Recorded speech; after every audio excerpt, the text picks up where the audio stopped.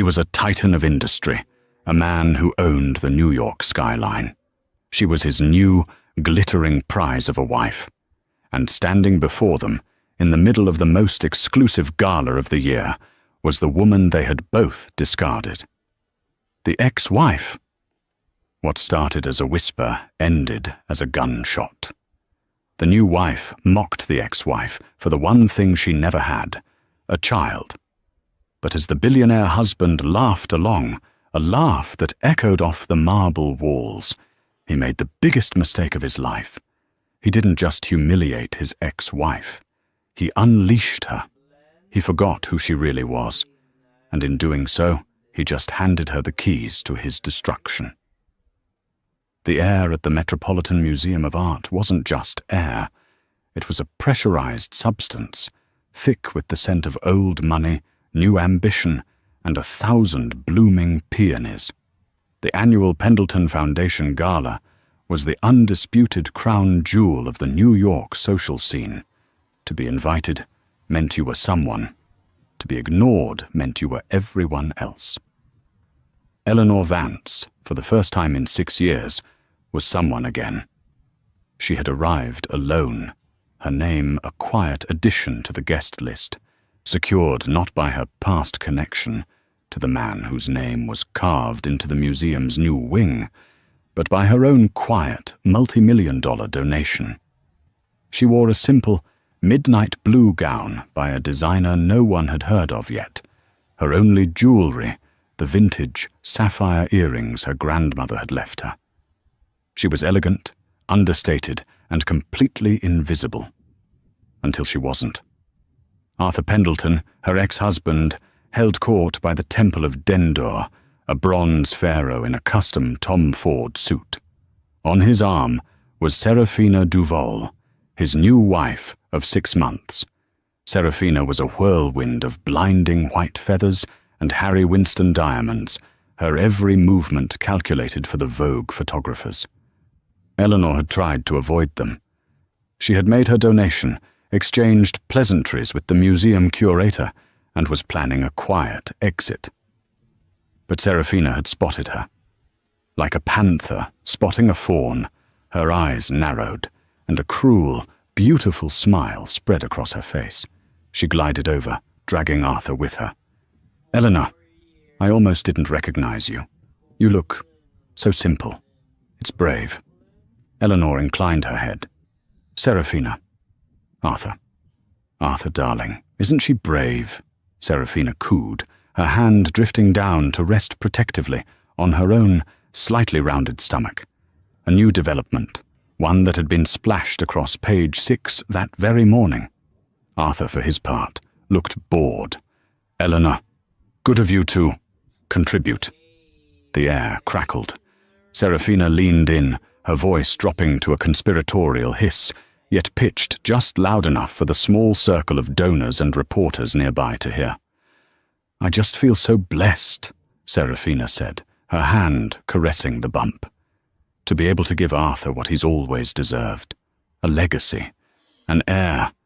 It's the most important thing a woman can do, don't you think?"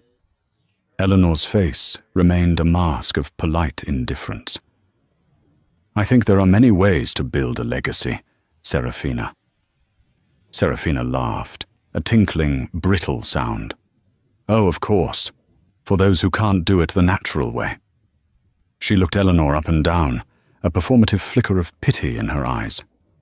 "It must be so, quiet, in your life. All that time, all that money, and no little ones to show for it.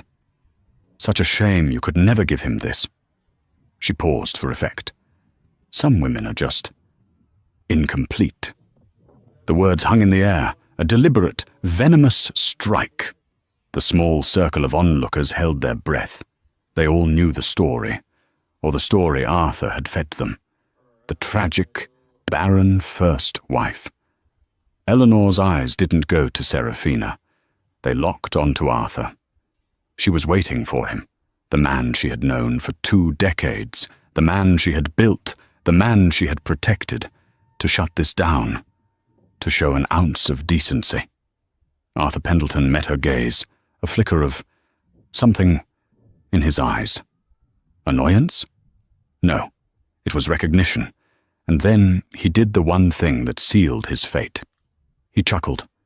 It was a small sound, a dismissive, patronizing huff of air. He wrapped his arm around Serafina's waist, pulling her close. "Be nice, darling," he murmured, loud enough for all to hear.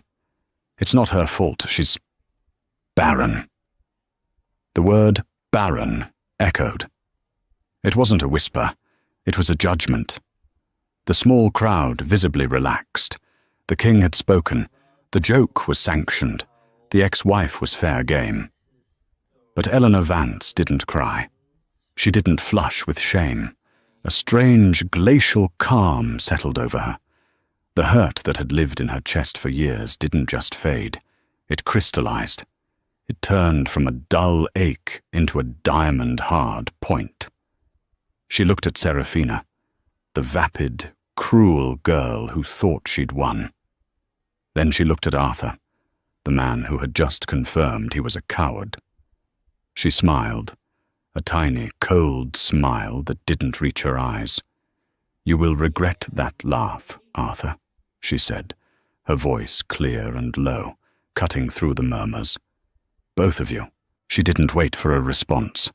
Holding her head high, she turned and walked away, her simple dress flowing behind her like a queen's robes. She walked past the Vogue reporter, Eliza Dunn, who was scribbling furiously in her notebook, having forgotten the fashion entirely. Arthur Pendleton watched her go, a flicker of unease beneath his bravado. But Serafina just laughed again, louder this time. What's she going to do? Write a sad poem about it? In his arrogance, Arthur had forgotten the first rule of his own success. Eleanor Vance never bluffed, and she never, ever lost. The drive back to her penthouse on Central Park West was silent. Her driver, a man who had been with her for 10 years, knew better than to ask if she'd had a nice evening. Eleanor didn't go to bed. She walked into her home office, a room that overlooked the park, its walls lined not with art, but with framed architectural blueprints and patents. She poured a single glass of Macallan 25, sat in her leather chair, and let the mask fall.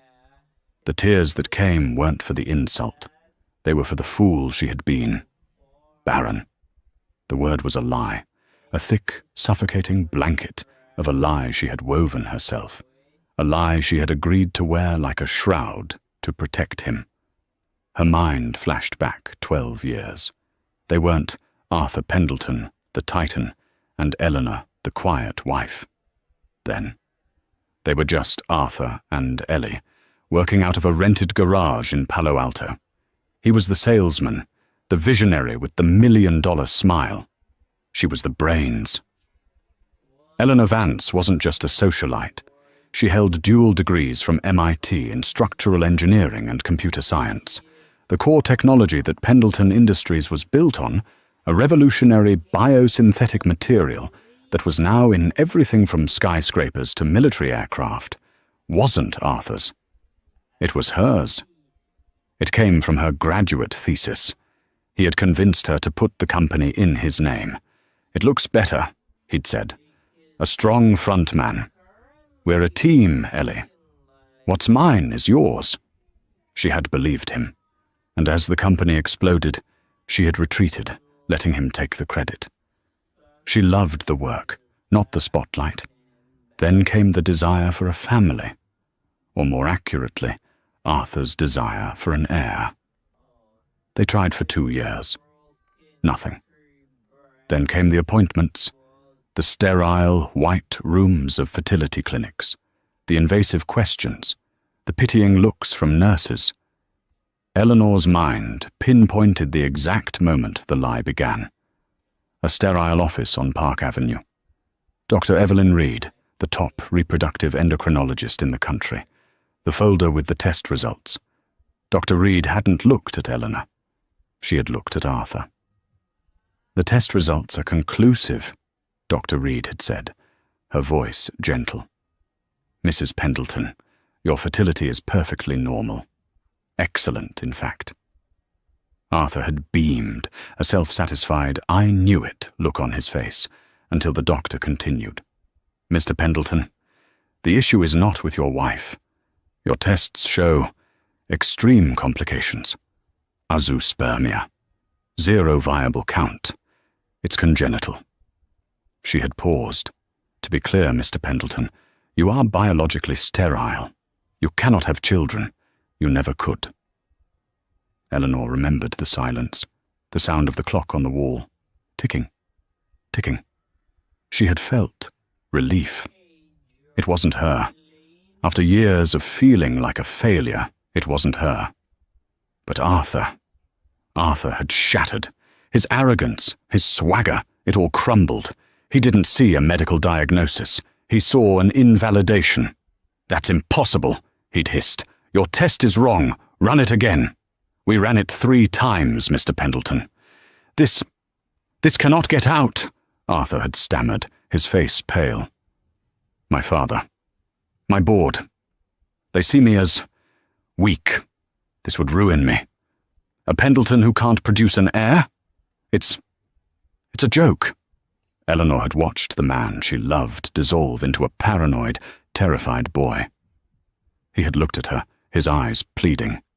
"Ellie, please. No one can know. This will destroy the company. It will destroy us." And in that moment, she had made the choice that would define her life. She had taken his hand. "They won't know," she'd said. "It's me. I'll be the one. I'm the one who can't." She had sacrificed her reputation, her truth, her very identity to protect his fragile ego. For the team, their divorce, years later, was a quiet, amicable affair. The narrative was already set. Arthur desperately wanted a family, and poor, barren Eleanor couldn't give him one. He had been generous in the settlement, but the settlement was the second lie. Eleanor hadn't wanted his money. She had wanted her freedom, but she wasn't a fool. She had leverage, the original patents for her biosynthetic technology. She had agreed to license the core patents to Pendleton Industries for a nominal fee. The license was tied, inextricably, to a 20-page, ironclad non-disclosure and non-disparagement agreement. He could never speak of her. She could never speak of his condition. He paid her to be quiet. He paid her to take the blame. And tonight, with one laugh, one word, "Baron," in front of a Vogue reporter, he had broken the one-sided contract. Eleanor finished her scotch. The ice clinked in the empty glass. The hurt was gone, replaced by a cold, calculating fury. He hadn't just mocked her. He hadn't just called her Baron. He had set her free. She picked up her phone and dialed a number. It rang once. "Marcus," she said, her voice steady.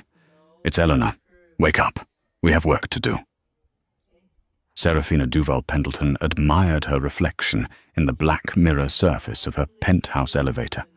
The diamonds, the dress, the pregnancy glow. It was all perfect. She had won. She had taken down the ghost of Eleanor Vance. She swept into their sprawling apartment, kicking off her Louboutins. Arthur was already at the bar, pouring a stiff brandy. "Well, that was fun," Serafina trilled, kissing his cheek. "Did you see the look on her face?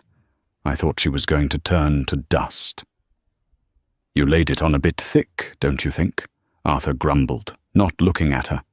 The unease he'd felt at the gala was growing.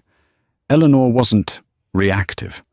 Her quiet, "You will regret this," felt less like a threat and more like a weather forecast. "Nonsense, darling," Serafina said, running her hands over his shoulders. She needed to be put in her place. Everyone needed to see that I am the present, and she is the pathetic past. I am the one giving you a son, the Pendleton heir. Arthur softened, his hand going to her stomach. The heir? Yes. That's all that matters. Serafina smiled, but it was a wolf's smile. She wasn't just a trophy wife. She was an opportunist who had been waiting her whole life for a score this big. But her victory was built on a lie far more dangerous than Eleanor's. Seraphina was pregnant. But the child wasn't Arthur's. The real father was currently sitting on the board of Pendleton Industries, watching his cousin with a hungry patience, Julian Pendleton, Arthur's younger, sharper, and far more ruthless cousin. Seraphina's affair with Julian had started 6 months before she'd even met Arthur. Julian was her long-term plan. Arthur was just the shortcut. The plan was simple and brutal. Julian knew Arthur's secret. He'd been digging for years, looking for leverage, and he'd found a disgruntled former assistant who remembered the hushed-up medical crisis years ago. He'd suspected sterility. "You're the Trojan horse, Seraphina," Julian had told her in a stolen moment at their Hamptons estate. "Get him to marry you. Get pregnant with my child. He'll be so desperate for an heir, he'll never question the timeline. He'll announce it to the world. And once he does, he's trapped." The plan was for Seraphina to discover Arthur's infertility after the baby was born, declare the child a miracle from a sperm donor she'd used in desperation, and paint Arthur as a monster for lying to her. In the ensuing chaos, Julian would trigger a no-confidence vote at the board, using Arthur's fraud as leverage, and take over the company. The baby, his baby, would be the true Pendleton heir, and he and Seraphina would control the entire fortune. But tonight, Seraphina had gotten cocky. The gala, the public humiliation of Eleanor, that had been her idea. A spontaneous, petty power play. "She's irrelevant, Arthur," Seraphina insisted, topping up his glass. "She's a sad, childless woman who designs buildings or whatever. She's nothing. We are everything." Arthur drank, the brandy burning his throat. He wanted to believe her. He needed to believe her. He had built his entire identity on being the strong one, the fertile one, the king. Eleanor's quiet sacrifice had been the foundation of his empire. He had just taken a sledgehammer to it. Meanwhile, across town, Seraphina's phone buzzed, a text from a blocked number. "You idiot! You didn't just poke the bear, you poked the dragon. This wasn't the plan. Fix it." It was from Julian. Seraphina's blood ran cold. She looked at Arthur, who was now staring out the window, lost in his own insecure thoughts. She'd thought she was playing him, but as she stood there in her $1,000,000 dress, a chill settled over her. What if Eleanor wasn't the only ghost in this penthouse? What if, in her haste to win a small, petty battle, she had just started a war she was not equipped to fight? She had wanted to be the queen. She was beginning to suspect she was just a pawn. He didn't just breach the contract, Marcus. He voided it. Eleanor sat in the glass-walled conference room of Marcus Thorne's law firm, Cravath, Swain and Moore. It was 3:00 a.m. The table was littered with a copy of her original licensing agreement, her divorce settlement, and a single grainy cell phone video of the gala incident, already circulating on gossip blogs. Marcus Thorne, a man who charged $2,000 an hour and was worth every penny, pressed a button. A large screen lit up, showing the video. Seraphina. Just incomplete. Arthur chuckles. Not her fault she's barren. Marcus, a man who had seen corporate titans eviscerated over a single misplaced comma, steepled his fingers. He said the word, barren, in public, in front of Eliza Dunn of Vogue, no less. It's a clear-cut violation of Section 4, Subclause A, the non-disparagement covenant. Exactly, Eleanor said, her voice devoid of emotion. And Section 12, Clause C. What does it say? Marcus read, a slow smile spreading across his face. It says, A breach of the non-disparagement covenant by either party renders all associated agreements, including the Pendleton-Vance Patent License Agreement of 2018, null and void at the discretion of the non-breaching party. He looked up, the full weight of her words hitting him. Eleanor, the Pendleton-Vance Patent License, that's not just a patent. That's the patent, the Vance synth material. It's the foundational technology for 92% of Pendleton Industries' product line, Eleanor stated, as if commenting on the weather. It's the material in their new Aegis line of military defense contracts. It's the core of their entire $80 billion valuation. Marcus leaned back. My God, Eleanor, you licensed it to him? For what? For $1 a year, and his silence. And he just, with a laugh, gave it all back to you.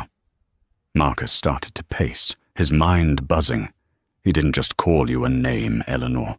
He just committed corporate suicide. What do you want to do? This was the moment.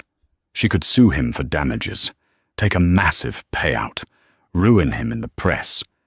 But Eleanor wasn't interested in his money. She was interested in her work. When we divorced, Eleanor said, I took a small settlement.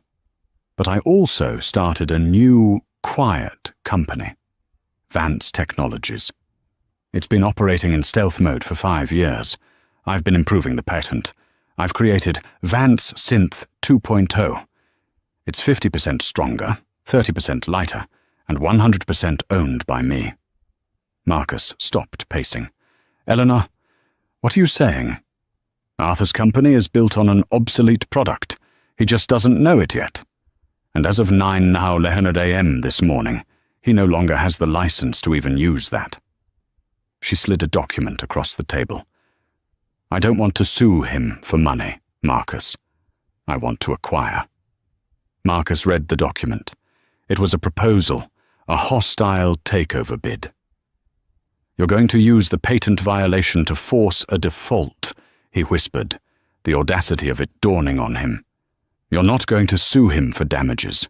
You're going to claim the assets built on your stolen IP. You're going to take the whole company. Not the whole company, Eleanor said, standing up and walking to the window. The sun was just beginning to tint the New York sky purple. The whole company is bloated, inefficient, and built on his ego. I just want the Aegis Defense Division, the R&D labs, the parts that were mine to begin with. He'll fight, Marcus warned. The board will fight. Let them, Eleanor said, her reflection staring back at her in the glass. They're about to find out their entire empire is built on a foundation that I am about to revoke. Send the first letter at 8:00 a.m., a cease and desist to all Pendleton Industries factories, effective immediately for patent infringement. That will shut down their global operations.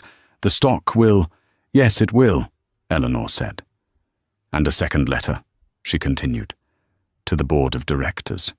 An emergency meeting tomorrow. Tell them, Ms. Vance has a proposal to save them from the ruin their CEO just caused. Marcus looked at the woman before him. This wasn't the quiet, barren ex-wife the world thought they knew. This was an architect, and she had just drawn up the blueprints for the most brutal, elegant execution he had ever seen. He shouldn't have laughed, Eleanor, Marcus said. No, Eleanor agreed, watching the city wake up. He shouldn't have. The first tremor hit at 9:01 a.m. Arthur Pendleton was in his private gym when his phone began to vibrate so violently it nearly fell off the treadmill. He ignored it. It was his COO, Robert. Robert could wait. The second tremor hit at 9:15 a.m. when he walked onto the trading floor of his own company.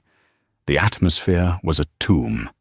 The massive ticker on the wall, usually a sea of green, was a waterfall of blood red.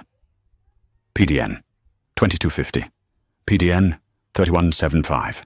PDN 4010. What the hell is going on? Arthur roared, grabbing the nearest analyst. We don't know, sir, the young man stammered. A cease and desist just hit the wire. All our manufacturing plants. China, Germany, Texas. They're shutting down. It's a patent dispute. The stock, it's in free fall. Patent dispute? With who? That's the thing, sir, the analyst said, his face white.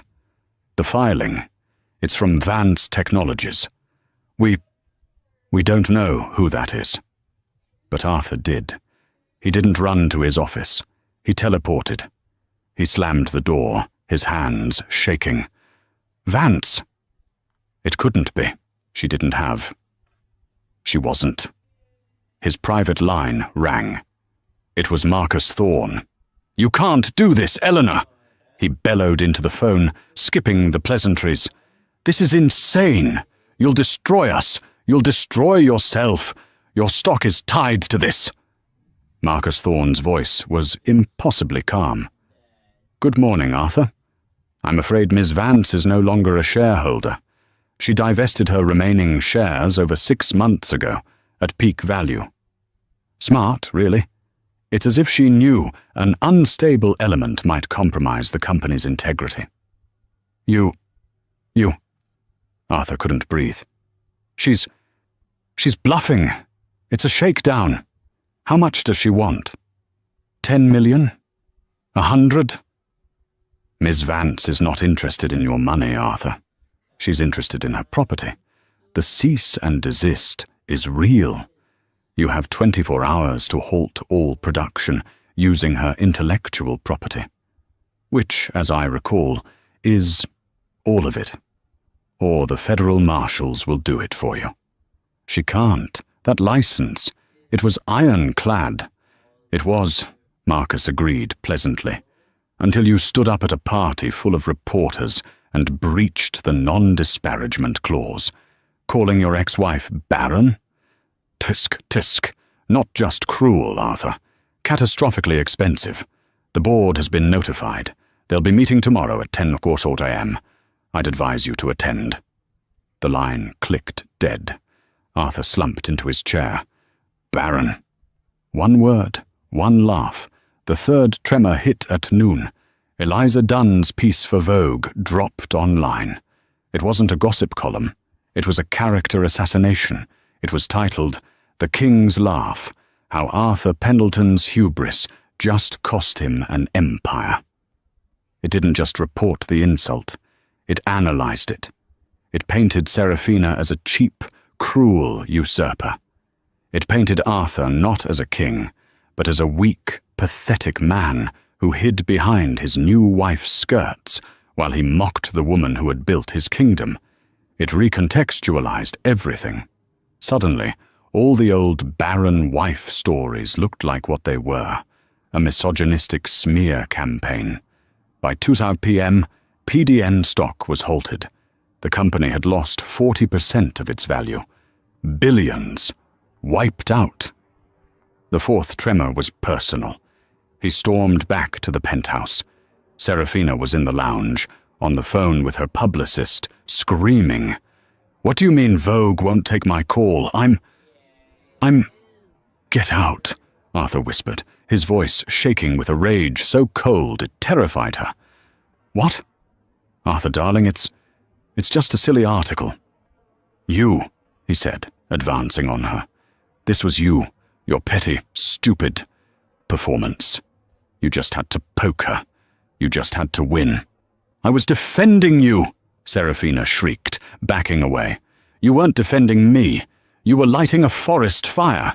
Do you have any idea what she's done? He grabbed a priceless Ming vase, one Eleanor had bought, and hurled it against the wall. It shattered. She's suing us, Seraphina whimpered. Worse, he roared. She's not suing us. She's revoking. He didn't even understand the full scope of it, but he knew it was bad. The patents, the company, it's all tied to her. Seraphina's mind raced. Julian, the plan, This was too soon. This was all wrong. The baby, she tried, her hand going to her stomach. Arthur, the stress, the air. I don't give a damn about the air, he screamed. His face was purple. What good is an heir if he's inheriting nothing? He grabbed her arm. You're going to fix this. You're going to call her. You're going to apologize. You're going to beg. Serafina looked at him, at this pathetic, broken man. Her one anchor, his power, was gone. And in its place was a terrified bully. She just stared at him, her own panic rising. The plan was in ruins. Julian hadn't texted her back in hours. The man who had laughed 24 hours ago was gone. The man in front of her was crying.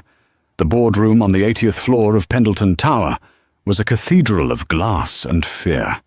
The long-time board members, ancient titans of industry, tech billionaires and retired generals, were assembled. There was an empty seat at the head of the table. Arthur sat to the right, looking like he had aged 20 years. Serafina was nowhere to be seen. Julian Pendleton sat at the far end, his face a perfect, unreadable mask. "This is an outrage," Arthur blustered, though his voice was thin. "A marital dispute. She's a bitter woman. She's a woman who just cost us $30 billion in 8 hours, Arthur," growled General Hastings, a man who ran the Aegis Defense Division. "I've got a call from the Pentagon screaming about national security. Our contracts are frozen. Explain that. We are negotiating." The doors at the far end of the room swept open. Eleanor Vance entered, flanked by Marcus Thorne and a team of forensic accountants. She wore a white, razor-sharp pantsuit. She looked like an avenging angel. "Ms. Vance," General Hastings said, standing up, "you are not on this board." "She's not," Marcus Thorne said, his voice filling the room. "But her new company, Vance Technologies, is. As of this morning, Vance Technologies has acquired a 30% stake in Pendleton Industries, purchased on the open market at a significant discount. She is now the largest single shareholder. She has a right to be here." The board stared. Arthur looked like he was going to be sick. "Good morning, gentlemen," Eleanor said, her voice cool and clear. She took the empty seat at the head of the table. Arthur's seat. "Let's dispense with the pleasantries," she said. 20 years ago, I invented a material called Vance Synth. I allowed Mr. Pendleton to build a company around it, in his name, in exchange for his silence on a delicate personal matter." She paused, and her eyes found Arthur's. "He broke that agreement." "He called me Baron at a party," Eleanor said, and for the first time, every person in that room heard the story from her side. A term he knew to be false. A lie he created. A lie I carried for him for 15 years to protect his ego, his condition. The board was silent. "Condition?" whispered one member.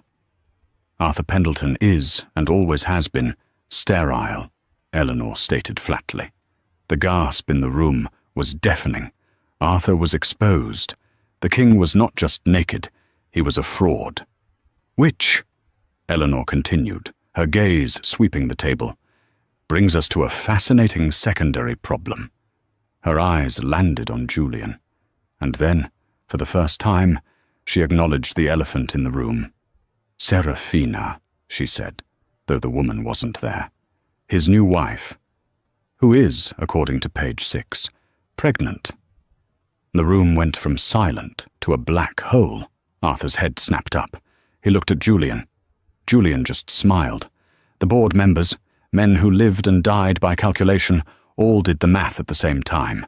Sterile man, plus pregnant wife. "It seems," Eleanor said, "that Mr. Pendleton's legacy is not his own." Arthur looked at Julian. The betrayal, the full betrayal, finally landed.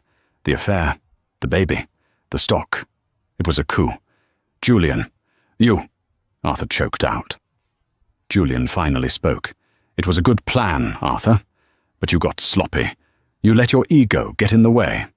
"So," Eleanor interrupted, reclaiming the room, "here is the situation.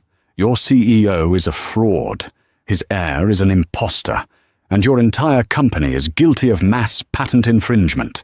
As of now." She clicked a button. The main screen lit up. "This," she said, "is Vance Synth 2.0. It's the technology I've been perfecting. It's what the market really wants. It makes the material you're all using obsolete." She offered them a choice. Option A, you do nothing. My cease and desist holds. Pendleton Industries is bankrupt by Friday. You all lose everything. I build my company on your ashes. She paused. Option B, you vote. Right now. You remove Arthur Pendleton as CEO. You remove Julian Pendleton from the board. I don't work with traitors. You give me a controlling interest. 51%. You make me chairwoman and CEO. In exchange, I will license Vance Synth 2.0 to this company. I will save the Aegis contracts. I will save your fortunes. General Hastings didn't hesitate. All in favor of the removal of Arthur Pendleton? Every hand went up, except Julian's and Arthur's. All in favor of the removal of Julian Pendleton? Every hand. All in favor, the General said, of instating Miss Eleanor Vance as chairwoman and CEO. The vote was unanimous. Arthur Pendleton just sat there, a hollow shell. He had lost his company, his wife, his fake child, and his legacy, all for a laugh. Eleanor stood up. "Thank you, gentlemen. The new era of this company begins now. My team is securing the 80th floor. Arthur, Julian, security will escort you out." Eleanor walked over to Arthur, who was staring blankly at the table.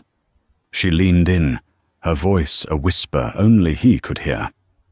"Who's incomplete now?" The fallout was not a wave. It was a tectonic shift. The boardroom execution was so swift, so silent and so brutal that by the time the markets reopened, the narrative was already set. The Wall Street Journal ran a stark, black and white headline. "Pendleton out, Vance in, the architect reclaims her throne." The story, which had been fed by Marcus Thorne's perfectly prepared press kit, complete with the original patent license and a copy of the gala's non-disparagement clause, was not a story of gossip. It was a story of corporate malfeasance, intellectual property theft, and the ultimate righteous correction. The city, and the world, was stunned. But for the players at the center of the storm, the end was only the beginning. The first tremor of the New World Order happened the second the vote was finalized. 2 uniformed security guards, men who had bowed to Arthur Pendleton for a decade, entered the boardroom. They were not aggressive, but their new allegiance was terrifyingly clear. "Mr. Pendleton. Mr. Pendleton." The head of security, a man named Frank, said, his voice flat. He looked not at Arthur, but at Eleanor. She gave a single, almost imperceptible nod. "This way, sir," Frank said. Arthur's reality fractured. This is my building. You work for me." "Our duty is to the board and the CEO, sir," Frank replied, his hand gesturing firmly to the door. "And the board has made a change." Julian Pendleton was already on his feet. He was a different breed of animal. Arthur was a bully who had deflated.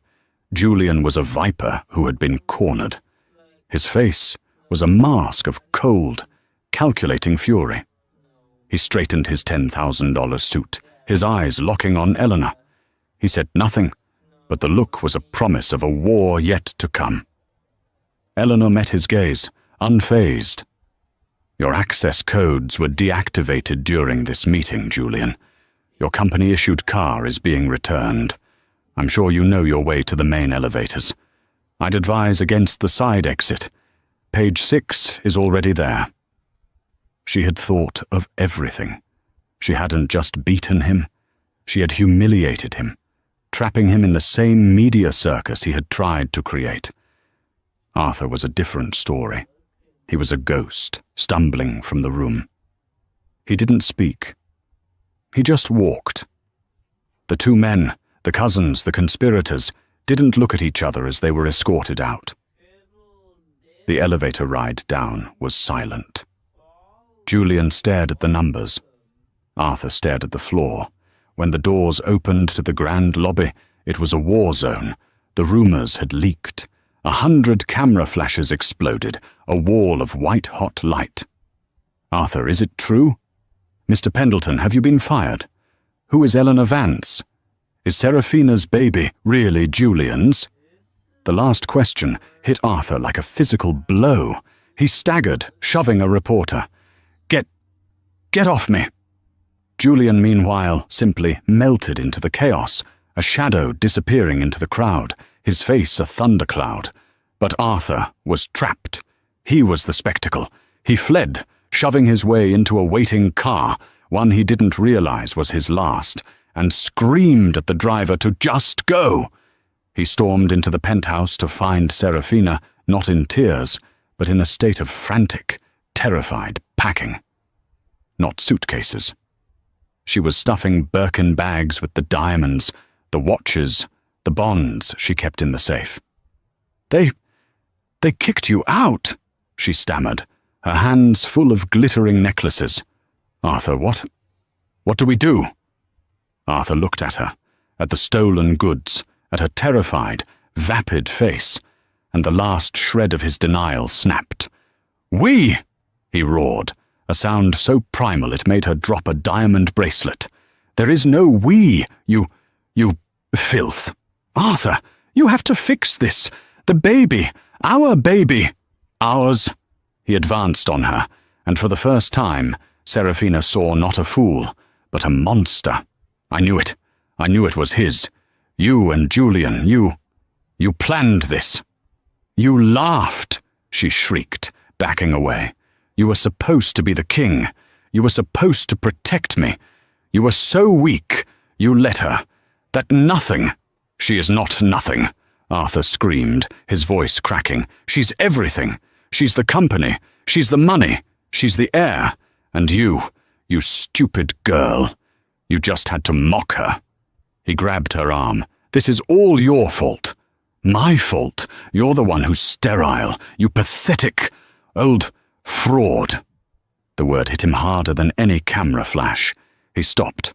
The fight drained out of him, replaced by a cold, black emptiness. He let go of her arm. "Get out," he whispered. "What?" "The lawyers. My lawyers. Well, her lawyers now. They're freezing everything. The accounts, the cars, this penthouse." He looked around, as if seeing the gilded cage for the first time. "It's all tied to the company. It's all hers. It always was." Seraphina's blood ran colder than the diamonds in her hand. What do you mean? You're Arthur Pendleton. You have other money." Arthur just laughed, a dry, broken, hollow sound. The sound of a man who had just realized his entire life was a loan he could never repay. "No, I don't. It was all stock. It was all her." Seraphina's phone buzzed, a text from a blocked number. "You're on your own.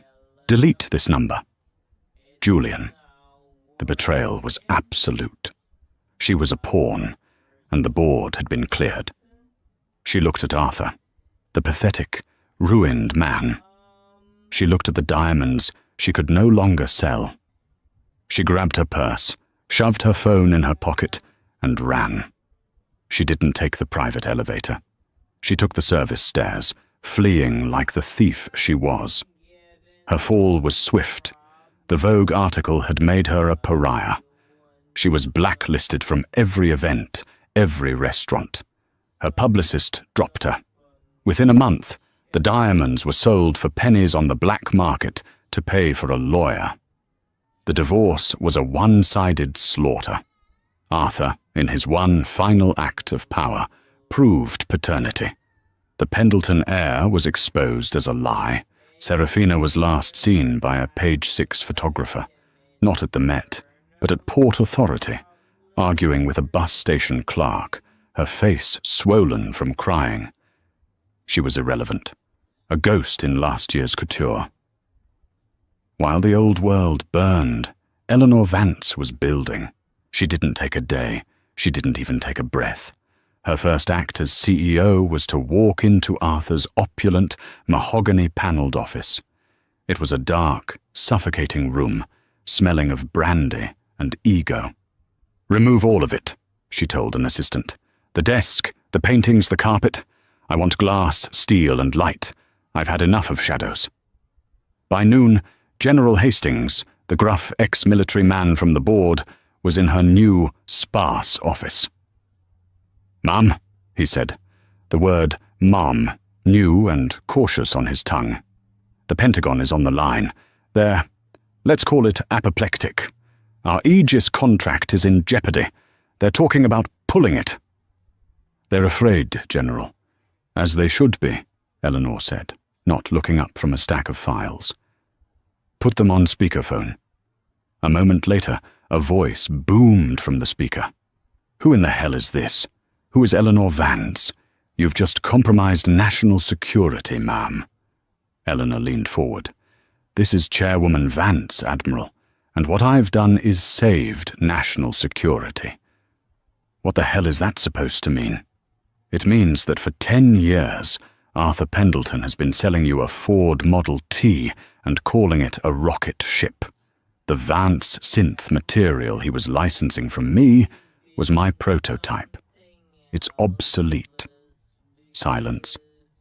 "As of this morning," Eleanor continued, "Vance Pendleton Industries is halting all production on the old Aegis line. We are retooling. In 1 week, my R&D team will present the Pentagon with Vance Synth 2.0. It's 50% lighter, 300% stronger, and radar invisible. It's the material you thought you were buying. It's the material I've been perfecting for the last 5 years, while Mr. Pendleton was at galas." More silence. The Admiral was stunned. You have this? It's ready," he stammered. "I don't make promises I can't keep, Admiral. You'll have the new specs by 5 o'clock, and you'll find our new bid is 10% cheaper, as we're no longer padding the budget for executive luxuries. It's a pleasure to do business with you." She cut the line. General Hastings stared at her. He had served with presidents, with kings. He had never seen anything like this. A slow smile spread across his face. He was a soldier. He recognized a true commander. "Welcome aboard, ma'am," he said. And this time, he meant it. Months passed. The company, under her leadership, didn't just stabilize, it soared. The engineers and designers who had been stifled under Arthur's sales-first mentality were unleashed. They worshipped her. She spoke their language. She was one of them. Forbes put her on the cover. The trillion-dollar architect, the woman who built, was betrayed and built it better. But as her star rose, the others found their final, fitting hells. Julian Pendleton found his in exile. He was rich, yes. The buyout, though forced, had left him with billions. But Eleanor's lawyers had been meticulous. The 10-year, ironclad non-compete he'd been forced to sign was a global masterpiece. He couldn't trade, he couldn't build, he couldn't sit on a board. He was last spotted in Geneva, a man with all the money in the world and nowhere to spend it, reduced to reading about Eleanor's triumphs in the Financial Times. For a man who lived for the game, he was now a permanent spectator. It was a prison of his own making. Arthur Pendleton found his in a glass. He had not, as Serafina had, disappeared. He had worse. He lingered. He was the butt of a citywide joke. He was Baron Arthur, the man who had it all and lost it for a laugh. He still haunted the old bars of the Upper East Side, a ghost in a fraying Tom Ford suit, trying to get bartenders to run a tab he could no longer pay. He'd corner strangers, his breath sour with brandy, and slur. You know who I am? I built that city, and my barren, bitter ex-wife. She stole. But no one ever listened. He was a living relic, a monument to his own stupidity. And Eleanor? She was, for the first time, free. One afternoon, a year to the day after the boardroom execution, she received a call. It was Dr. Evelyn Reed, the endocrinologist. Eleanor, the doctor's voice was soft. I just read the Time magazine profile. Woman of the Year. I wanted to apologize for all those years. I was bound by ethics, by his threats. But I am so sorry I was part of that lie. Eleanor paused, looking out her new glass-walled office at the city that was now truly hers. Evelyn, she said, her voice warm. You were not part of his lie. You were the only person in that room who told me the truth. You have nothing to apologize for. Still, what he did, what he called you. It's just a word, Evelyn, Eleanor said, and it has no power anymore. In fact, I'd like to invite you to something, a groundbreaking. The groundbreaking was not at the Met. It was not in Manhattan. It was in the Bronx, on a piece of land that had been empty for a decade. It was a cold, bright November day. The crowd was not made of socialites in feathers. It was made of community leaders, foster parents, and 100 noisy, excited children wearing bright blue hard hats. Dr. Reed was in the front row. So was General Hastings. So was Marcus Thorne. Eleanor Vance took the podium. She wore an elegant, practical wool coat, her hair pulled back. She looked happy. After her speech about the new building, a reporter called out. It was Eliza Dunn, the Vogue reporter from the gala.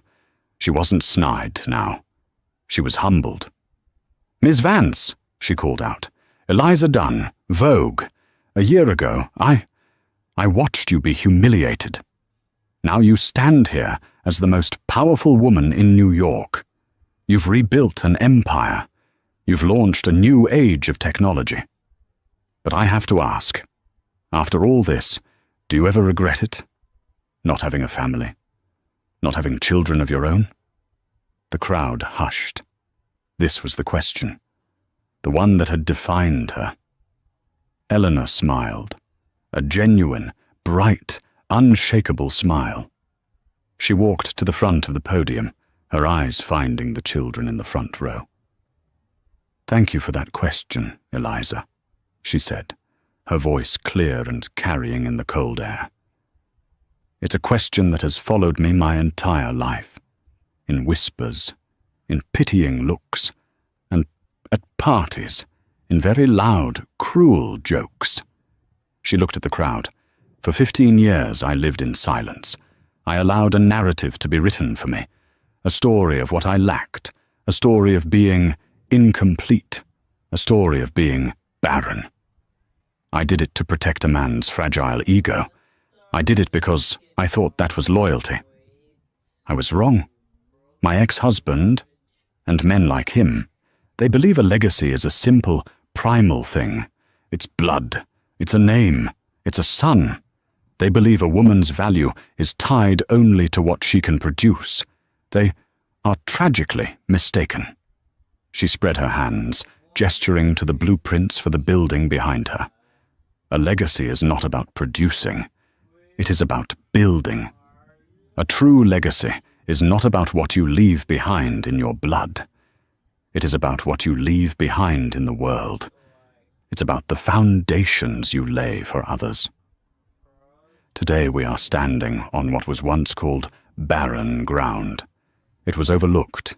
It was underestimated. It was forgotten. She smiled. "It has a lot in common with me. And today," she continued, "we will plant a seed. Not a seed of ego, not a seed of blood, a seed of opportunity, a seed of knowledge, a seed of hope." She gestured to the sign which was being unveiled. The Eleanor Vance Center for Children, a STEM, arts and leadership academy for the next generation. My predecessor, she said, thought an heir was something he could buy or create through a lie. But these are my heirs. She pointed to the children. This center, this promise, this is my family. This is my legacy. So, to answer your question, Eliza, do I regret not having a child?